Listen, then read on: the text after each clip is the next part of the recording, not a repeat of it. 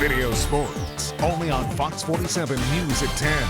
Good evening, everyone. After splitting a doubleheader yesterday, the Tigers had lost 2 out of their 3 games in their 4-game series with the Twins. This Mother's Day matinee gave Detroit a chance to split the weekend series with Minnesota. Let's head out to Target Field. Plenty of mothers enjoying the game with their kids. What a great day to be at the ballpark. Tigers trying to play spoiler, however, and at the top of the first, Nicholas Castellanos runs into that one. That's a 2-run bomb out to left field. That's his 3rd of the year. The Tigers had a 2-0 lead. Wouldn't take long for them to add on to that as either. Top of the 2nd inning, Brandon Dixon also with a monster shot. That gets into the upper deck there in left field, his 3rd of the season as well, and it was 3-0. Daniel Norris started for the Tigers, and he pitched well in this one, but he also got some big help from his defense. Check this play out by Gordon Beckham with a great play. Bare hands it and flips it over to first. Norris went 6 1/3 innings and gave up just 2 runs. Then in the top of the 7th inning, Miguel Cabrera, well, he would add an insurance run. Tigers led 5-0 after this RBI single, and it was nice that they had those insurance runs because the Twins would make it interesting. The Tigers take it 5-3, the final.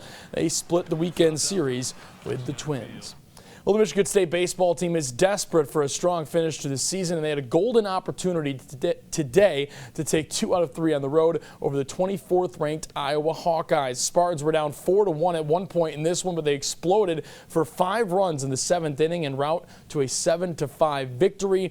It is the 3rd straight series win for the Green and White.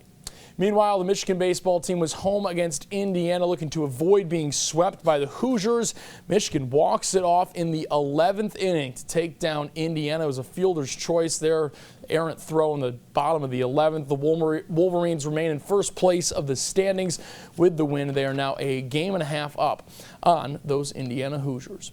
The Michigan softball team is fresh off a Big Ten tournament title, and now the Wolverines will be staying home to host an NCAA regional in Ann Arbor. Michigan is the 15th overall seed in the NCAA tournament, and they will open up on Friday against St. Francis in Ann Arbor. The other regional semifinal matchup is between DePaul and James Madison. The Wolverines won the Big Ten tournament title over Minnesota 3-2 yesterday. It was Michigan's first tournament title since 2015, and longtime head coach Carol Hutchins says that this year's team is special. We took adversity and we made it work for us, and we just came together as a group and started fighting every pitch, and they learned to believe in each other, and it's been a great team. Team 42, special. Over in the NBA today, a pair of Game 7s, one in the Eastern Conference semifinals and the other in the Western Conference semifinals. We're going to start in the Eastern Conference semifinals, though, where the Raptors took down the 76ers on one of the craziest buzzer beaters you will ever see. That is Kawhi Leonard. Count them. 4 bounces on the rim. Can you say shooter's touch? Yeah, 4 bounces on the rim before falling to win Game 7 at the buzzer. The first true buzzer beater in Game 7, as the TNT crew was saying after the game. That is absolutely crazy. That sends the Raptors to the Eastern Conference Finals. They will play the Milwaukee Bucks, who beat the Detroit Pistons. And earlier in the day, the Portland Trail Blazers took down the Denver Nuggets in another wild Game 7. C.J. McCollum went off for a big night. He had 37 points, and Portland moves on to take on Golden State now. Brothers Stephen and Seth Curry will become the first brothers to ever face off in a conference final. Well, Michigan football head coach Jim Harbaugh likes to take his teams all over the world in the offseason, and this year is no different. The Wolverines took a trip to South Africa that concluded this week with safari excursions. Yes, the Wolverines bust 3 hours from Johannesburg to go on the safari excursions. As you can imagine, the team saw plenty of wildlife in the 2 days of the trip.